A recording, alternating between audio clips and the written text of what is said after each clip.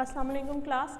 Last lecture में जो था वो हमने डिस्कस किया था पेपर क्रोमेटोग्राफी की कौन सी टाइप्स होती है, जिसमें हमने 3 डिफरेंट टाइप्स जो थी वो 2 बेसिकली डिफरेंट टाइप्स होती है, जिसमें हमने देखा था 1 डायमेंशनल और 2 डायमेंशनल। 1 डायमेंशनल की हमने फर्दर टाइप्स देखी थी, असेंडिंग, डिसेंडिंग और रेडियल, और हमने 2 डायमेंशनल क्रोमेटोग्राफी देखी थी। उसके बाद हमने जो था नेक्स्ट स्टेप देखा था ड्राइंग द क्रोमेटोग्राफ, जिसमें हमने कहा था कि जो हमारा क्रोमेटोग्राफ डेवलप हो जाता है तो उसके बाद हम उसको ड्राई कर लेते हैं। ड्राई करने के लिए हम क्या करते हैं, ब्लोइंग हॉट एयर जो है वो यूज़ करते हैं, या फिर हम रूम टेम्परेचर पे उसको ड्राई कर लेते हैं। नेक्स्ट जो था वो आज हम देखेंगे कि जो हमारे पास क्रोमेटोग्राम डेवलप हुआ है, अगर तो हमारे पास क्या है कलर्ड कंपाउंड है, तो वो कलर्ड कंपाउंड हमारे पास कलर्स की फॉर्म में जो है हम बहुत इजीली जो है हम उसको लोकेट कर सकते हैं। लेकिन अगर हमारे पास क्या है कोई ऐसा सैंपल है जो कि कलरलेस है, तो उसको लोकेट करने के लिए हम क्या करते हैं, डिफरेंट मेथड्स का यूज़ करते हैं। कौन कौन से वो मेथड्स हैं और किस तरह से हम इनको जो है वो लोकेट करते हैं अपने क्रोमेटोग्राम के ऊपर, जो हमारी सेपरेशन हुई डिफरेंट कंपोनेंट्स की, आज हम वो देखेंगे। जिसमें हमारे पास फर्स्ट वन है लोकेशन ऑफ द कंपाउंड के अंदर बेसिकली 2 टाइप्स होती है। पेपर क्रोमेटोग्राफी हम देख रहे थे,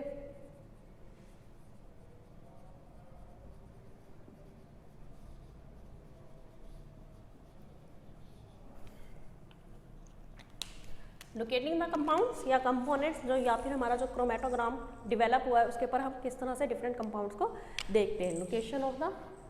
कंपाउंड, नेक्स्ट हमारी हेडिंग है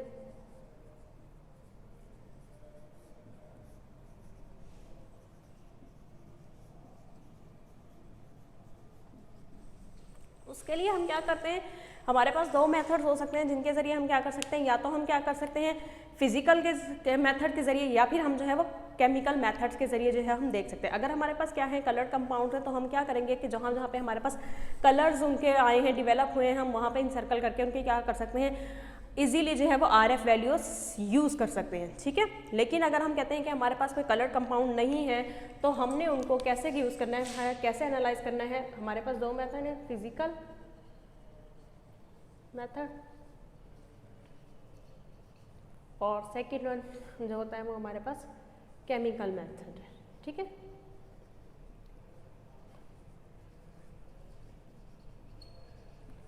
समटाइम अगर मैंने जैसे बताया कि कलर्ड कंपाउंड है, तो हम क्या करेंगे कि जो हमारे पास हमारा क्रोमेटोग्राम डेवलप होने के बाद आया है, ठीक है, लेट्स सपोज मैं कह देती हूँ कि हमारे पास ये वाला क्रोमेटोग्राम डेवलप हुआ है,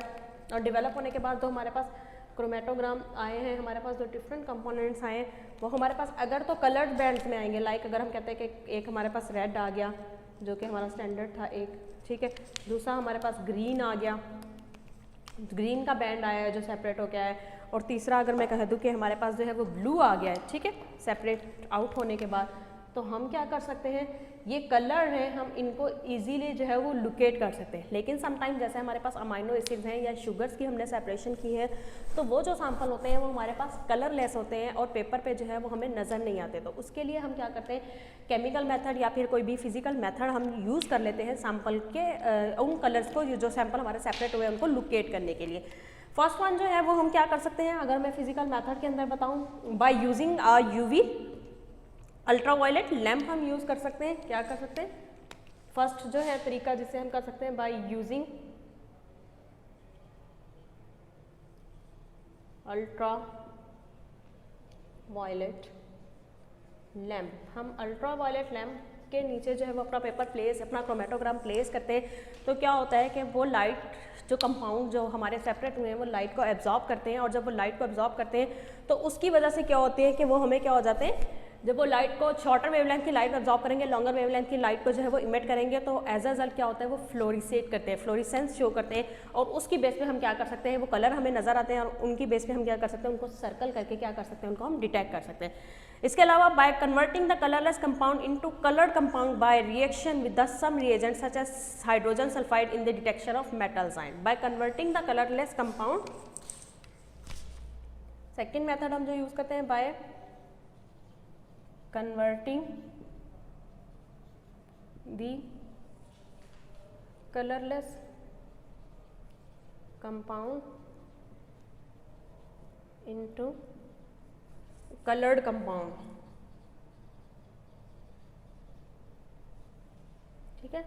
जैसे कि हम क्या करते हैं, हाइड्रोजन सल्फाइड को यूज करते हैं मेटल्स के साथ, मेटल आयंस के साथ उनको किसी कलर्ड कंपाउंड के अंदर कन्वर्ट करने के लिए। ठीक है, ठीक है। क्या होती है कि मेटल जब रिएक्ट करती हैं तो वो मेटल सल्फाइड्स बना देती हैं जो कि हमारे पास कलर की फॉर्म में आ जाता है। तो इससे हम क्या कर सकते हैं कि अगर हमारे पास कोई कलर कंपाउंड है, लाइक हमने मेटल आयंस को सेपरेट किया है लेकिन क्योंकि कलर नहीं है, विजिबल नहीं है, तो हम उनको डिटेक्ट नहीं कर सकते, तो हम क्या कर सकते हैं किसी भी केमिकल कंपाउंड के अंदर उसको डिप करके या उसके साथ रिएक्ट करवा के हम क्या कर सकते हैं उनको किसी कलर्ड कंपाउंड के अंदर चेंज कर लेते हैं, जिससे हम क्या करते हैं कि वो विजिबल हो जाते हैं और हमको डिटेक्ट कर सकते हैं। लाइक मेटल आयन को अगर डिटेक्शन करनी है तो उसको अगर हम हाइड्रोजन सल्फाइड के साथ रिएक्ट करवाएंगे तो मेटल सल्फाइड हमारे पास बन जाएंगे और वो कलर्ड होंगे तो वो हमारे पास क्या आ जाएंगे, विजिबल हो जाएंगे। इसके अलावा नेक्स्ट आता है वो आता है bye spraying method. Spraying method के जरिए भी हम क्या कर सकते हैं अपने कंपाउंड को डिटेक्ट कर सकते हैं bye spraying method. Spraying method के अंदर भी हम यही करते हैं कि हम कहते हैं कि अगर हमारे पास कोई भी हमारा ऐसा सैंपल है जो कि हम कहते हैं कि विजिबल नहीं है, तो उसके ऊपर हम क्या करते हैं कि अपने सैंपल के ऊपर किसी भी ऐसे रिएजेंट का स्प्रे करवाते हैं जो क्या करता है उस कंपोनेंट के साथ रिएक्ट करके उनको विजिबल कर देता है। लाइक अगर हम कहते हैं कि हमारे पास अमाइनो एसिड्स की सेपरेशन हुई है, तो अगर हमारे क्योंकि अमाइनो एसिड्स कलरलेस होते हैं, अगर हम उसके ऊपर नीन हाइड्रेन का स्प्रे करवाएंगे तो नीन हाइड्रेन अमाइनो एसिड्स के साथ रिएक्ट करके एज अ रिजल्ट क्या करता है कि हमारे पास पर्पल कलर के स्पॉट्स जो हैं वो अपेयर हो जाते हैं और हम फिर क्या कर सकते हैं उनको डिटेक्ट कर सकते हैं। स्प्रेइंग मेथड में मैंने जैसे आपको बताया अमाइनो एसिड्स की डिटेक्शन करते हैं हम बाय स्प्रेइंग नीन हाइड्रेन। ठीक है, नीन हाइड्रेन का अगर हम स्प्रे करेंगे अमाइनो एसिड्स के ऊपर तो हमारे पास बेसिकली पर्पल कलर आ जाता है और उस पर्पल कलर की बेस पे हम क्या करते हैं उनको डिटेक्ट करें। जहाँ जहाँ पे हमारे पास पर्पल कलर आएगा हम उनको वहाँ से इंसर्कल करके हम क्या कर सकते हैं आरएफ वैल्यूज कैलकुलेट कर सकते हैं बाय डिपिंग मेथड। इसके अलावा जो एक और जो लास्ट वन मेथड है जिसको हम यूज़ करते हैं अपने डिफरेंट कंपाउंड्स को जो पेपर क्रोमेटोग्राफी के जरिए हमारे सेपरेट हुए, उसमें जो लास्ट वन आ गया वो by dipping method. Dipping method के अंदर हम क्या करते हैं कि अपना जो भी हमारा क्रोमेटोग्राम है या फिर जो भी है हम उसको क्या करते हैं किसी भी अपने जो क्रोमेटोग्राम है उसको किसी भी सोल्यूशन के अंदर डिप कर देते हैं so that coloured products are formed with the help their identification. Dip करने के बाद हमारे पास क्या होगा, जो भी हमारे कंपोनेंट इनविजिबल थे या कलरलेस थे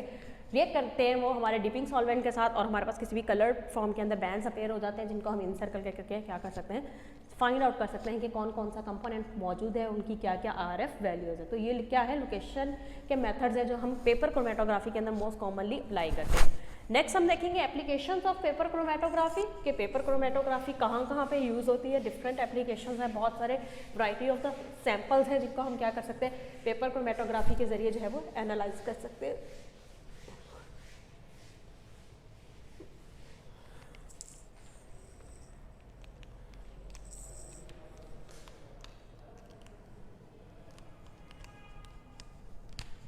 एप्लीकेशन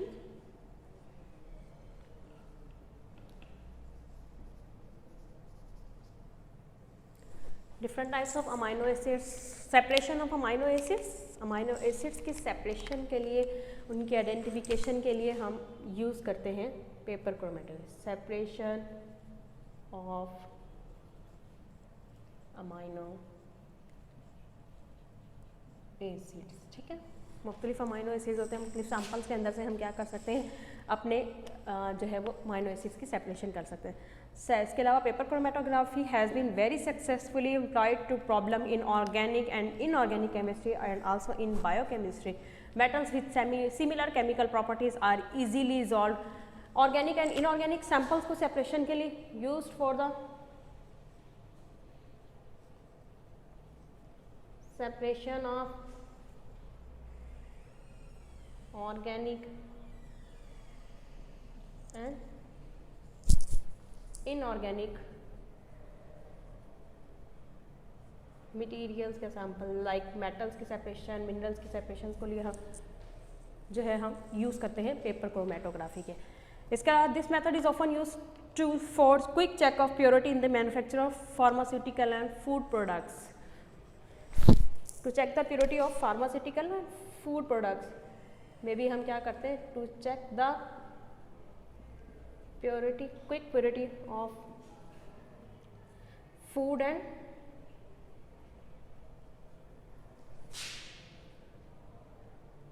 फार्मास्यूटिकल सैंपल्स, ठीक है। जितने भी हमारे पास फूड या फार्मास्यूटिकल का सैंपल्स आते हैं जो सिंथेसाइज करते हैं लेबॉर्ट्री के अंदर, क्योंकि पेपर क्रोमेटोग्राफी को हम क्विकली किसी भी कंपाउंड की प्योरिटी को चेक करने के लिए हम यूज़ कर सकते हैं। फार्मास्यूटिकल्स के हमारे पास डिफरेंट सैंपल्स हो सकते हैं, फूड के हमारे पास डिफरेंट सैंपल्स हो सकते हैं, चाहे हम किसी कार्बोहाइड्रेट्स की बात कर लें या फिर जो हमारे पास प्रोटीन्स अमाइनो एसिड्स मौजूद होते हैं उनके एनालिसिस के लिए, या कोई नया कंपाउंड सिंथेसाइज किया गया तो उसकी प्योरिटी को चेक करने के लिए हम पेपर क्रोमेटोग्राफी यूज़ कर सकते हैं। The method is successfully use in the detection of drugs in humans and animals. Drugs की डिटेक्शन में यूज होता है,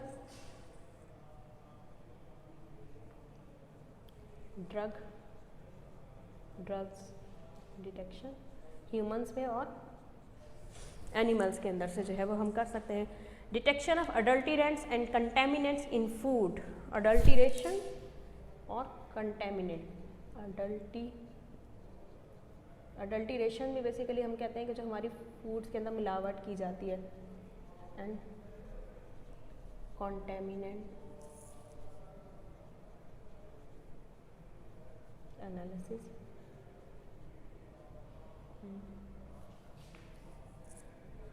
फूड आइटम्स। ठीक है,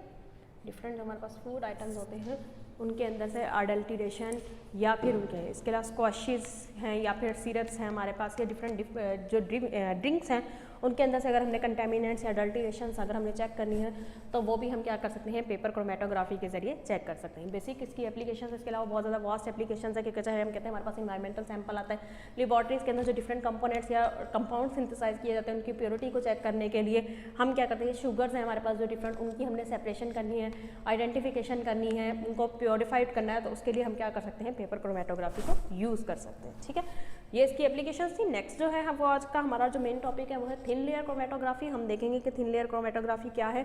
किस तरह से काम करती है, पेपर क्रोमेटोग्राफी से किस तरह से और किस लिहाज से डिफरेंट है।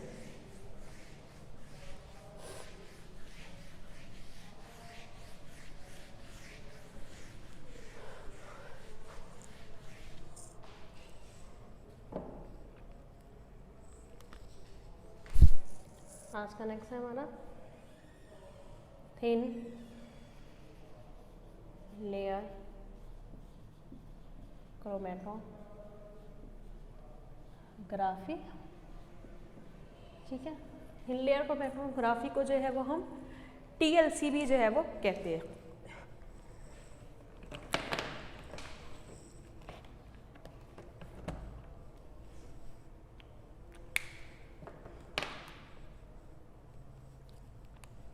इसको हम TLC भी कहते हैं। इसमें हम देखेंगे कि TLC जो है वो पेपर क्रोमेटोग्राफी से किस तरह से डिफरेंस है, क्या है बेसिक प्रिंसिपल। हम इसका अगर देखें तो प्रिंसिपल के लिहाज से अगर मैं आपको बताऊं तो TLC और पेपर क्रोमेटोग्राफी का बेसिक प्रिंसिपल हम कह सकते हैं कि सेम होता है, कि हम जिसमें क्या करते हैं, डिफरेंट कंपोनेंट सेपरेट होते हैं on the basis of their interaction, on the basis of their polarity between the two phases that, और जो दो फेजेस हैं वो सेम वही हैं, स्टेशनरी फेज है और जो है वो मोबाइल फेज है। बेसिकली जो था वो TLC को सबसे पहले किसने डेवलप किया, हम देखते हैं स्टाहल एंड डेमोलियन ने जो था वो TLC को डेवलप किया था 1954 में। स्टाहल एंड डेमोलियन, स्टाहल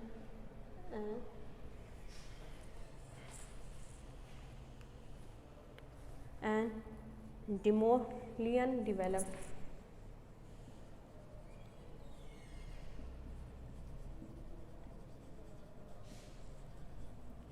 TLC इन 1956 में जो था वो उसको डेवलप किया था। और ये बिल्कुल क्या करती है, रिजेंबल करती है पेपर क्रोमेटोग्राफी से। TLC के अंदर हम क्या करते हैं, बेसिकली अगर मैं इसका basic principle in simple words में बताऊं, हम क्या करते हैं कि एक एड्सॉर्बेंट को लेते हैं जिसको हम क्या करते हैं, एक हमारे पास ग्लास की प्लेट होती है जिसको हम स्पोर्टिंग मटेरियल भी कहते हैं। ग्लास की प्लेट के ऊपर हमारा जो स्टेशनरी फेज है उसको हम कोट करते हैं। Depending upon the preparation of the plate with the coating of the adsorbent, the fixed phase can either be solid adsorbent or water supported by the adsorbent। ठीक है, इसमें हम क्या करते हैं, सिंपल अगर मैं प्रिंसिपल बताऊं कि हमारे पास क्या होती है, कि हमारे पास एक ग्लास की प्लेट होती है जिसको हम स्पोर्टिंग मटेरियल या TLC प्लेट भी कहते हैं। उसके ऊपर हम क्या करते हैं, जो भी हमारा एड्सॉर्बेंट होता है जो कि पाउडर की फॉर्म में होता है उसकी हम कोटिंग करवा लेते हैं। पाउडर की हम कोटिंग करवा सकते हैं। कोटिंग जो होती है वो 2 टाइप्स की हो सकती है, एक तो हमारे पास ड्राइड कोटिंग हो सकती है, सेकंड या जो हम सॉलिड कोटिंग कहते हैं, या फिर दूसरी जो हमारे पास वाटर या फिर सॉलिड कोटिंग हो सकती है और इसके अलावा water supported by the adsorbent, इस तरह की कोटिंग हो सकती है। हम अपने सैंपल के एड्जॉर्बेंट की या स्टेशनरी फेज की इसके ऊपर कोटिंग करवाने के बाद हम क्या करते हैं कि जो हमारी प्लेट होती है उसको हम ड्राई कर लेते हैं ओवन के अंदर, ठीक है। Commonly the adsorbent is applied as a thin film TLC plate, the adsorbent is coated on the plate. First क्या स्टेप होता है, the adsorbent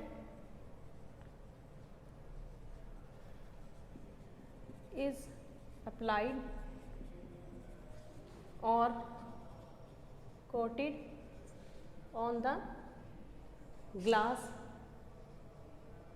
plate. Glass plate के ऊपर जो भी आपके पास है, जैसा मैंने बताया कि इसी तरह की शेप की हमारे पास ग्लास प्लेट होती है जिसके ऊपर हम क्या करते हैं कोट कर लेते हैं, और जो हमारे पास कोटिंग होती है as a glass the adsorbent as a coated और coated on a glass plate as a thin film की फॉर्म में जो है हम उसको कोट करते हैं। उसके बाद हम क्या करते हैं कि जब हमारी कोटिंग हो जाती है उसको हमने क्या करना है, ड्राई करते हैं हम 110 डिग्री सेल्सियस के टेम्परेचर पे, ठीक है। इस plate on in the form of an aqueous slurry and dried in an oven, and उसके बाद हम क्या dried in an oven, dried in an oven at 110 degree Celsius for several hours, ठीक है। क्या है कि हमने सबसे पहले क्या करना है, TLC की प्लेट लेनी है, उसके ऊपर जो भी हमारा एड्जॉर्बेंट है जो एज अ स्टेशनरी फेस काम करेगा उसकी हमने कोटिंग करवा देनी है एज अ थिन फिल्म। जब हमारे पास कोटिंग हो जाती है तो उसके बाद हमने उसको क्या करना है, उसको हम 110 डिग्री सेल्सियस पे जो है वो ओवन के अंदर ड्राई करेंगे। और इस प्रोसेस को हम क्या कहते हैं, this process is known as activation. इस प्रोसेस को हम क्या कहते हैं, जो इसमें हम ड्राई कर रहे हैं, this process is known as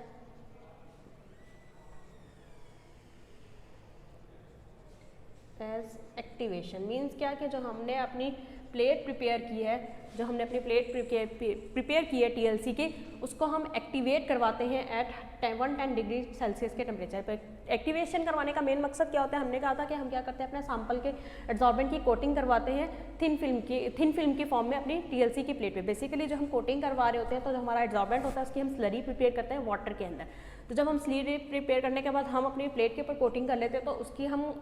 activation करवाते हैं 110 डिग्री सेल्सियस पे, ताकि क्या है कि जो भी हमारा एड्जॉर्बेंट है जिसकी हमने स्लरी बनाई है वाटर के अंदर, ताकि हम उसको प्लेट के ऊपर अप्लाई कर सकें, उसके अंदर जितना भी वाटर कंटेंट है वो रिमूव हो सके। देन हम उसको क्या करें, अपने सैंपल की सेपरेशन के लिए जो है वो यूज़ करें। अगर हम उसकी एक्टिवेशन नहीं करवाएंगे, वो वाटर कंटेंट जो हमारी एड्जॉर्बेंट के अंदर मौजूद है अगर हम वो रिमूव नहीं करेंगे, तो जब हम उस प्लेट को यूज़ करेंगे एज अ स्टेशनरी फेस के तौर पर, तो वो जो प्लेट के ऊपर एड्जॉर्बेंट हमारा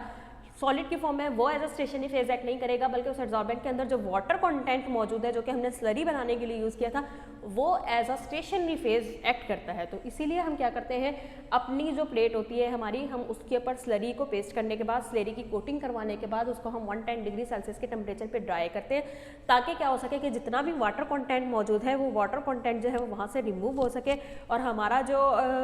कोटेड मटेरियल है, जो हमारा एड्जॉर्बेंट है, वो एज अ स्टेशनरी फेज काम करे। इसके अलावा जो होता है कि जो थिन लेयर क्रोमेटोग्राफी के अंदर अगर हम क्रोमेटोग्राफी का मैकेनिज्म ऑफ सेपरेशन देखें तो यहाँ पे जो सेपरेशन हो रही होती है वो बेसिकली एड्जॉर्प्शन क्रोमेटोग्राफी हम कहेंगे TLC को, क्योंकि हम कहते हैं कि हमारे पास यहाँ पे जो हमारा स्टेशनरी फेज है वो सॉलिड है और जो हमारा मोबाइल फेज है वो लिक्विड है। तो यहाँ पे जो प्रिंसिपल अप्लाई होता है या जो सेपरेशन प्रोसेस अप्लाई होता है वो एड्जॉर्प्शन सेपरेशन होती है, और जो सेपरेशन होगी वो उसी तरह से जो हमने पेपर क्रोमेटोग्राफी में पढ़ी थी कि सेम बेस करती है कि जो हमारा सैम्पल कंपोनेंट है जो हम सेपरेट करना चाह रहे हैं उसकी इंटरेक्शन, उसकी पोलैरिटी या उसकी सॉलिबिलिटी हमारे मोबाइल फेज के अंदर ज़्यादा है या फिर हमारे स्टेशनरी फेज के अंदर ज़्यादा है, उसकी बेसिस पे जो है हमारे जो डिफरेंट कंपोनेंट्स हम अप्लाई करेंगे वो सेपरेट होंगे। तो ये बेसिकली हमने बेसिक प्रिंसिपल देख लिया कि किस तरह से हम अपनी जो है वो TLC के प्लेट को प्रिपेयर करते हैं। नेक्स्ट है एड्जॉर्बेंट्स, क्योंकि मैंने क्या कहा कि यहाँ पे हम एड्जॉर्बेंट यूज़ करते हैं जिसकी हम थिन फिल्म अप्लाई करते हैं कि कौन कौन सी फिल्म जो है वो किस तरह जो है वो फिल्म हमने अप्लाई करनी है और देन हमने उसको एक्टिवेट करना है। Choice of the adsorbent for TLC, कौन कौन से एड्जॉर्बेंट्स होते हैं जो TLC के अंदर यूज़ होते हैं। एड्जॉर्बेंट्स फॉर TLC के अंदर कौन कौन से ऐसे एड्जॉर्बेंट्स हम यूज़ करते हैं। वैरायटी ऑफ डिफरेंट एड्जॉर्बेंट्स जो है वो अवेलेबल हैं TLC के लिए, जो हम क्या करते हैं अपनी जो हमारी प्लेट होती है उसके ऊपर हम अप्लाई करने के लिए यूज़ करते हैं, जिसके अंदर मोस्ट कॉमनली यूज एड्जॉर्बेंट्स जो है वो कौन कौन से हैं। सिलिका जेल है, most commonly used silica gel, alumina,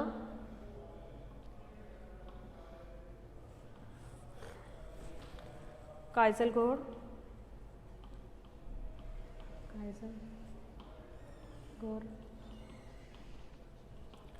इसके अलावा जो है वो सेलुलोज पाउडर,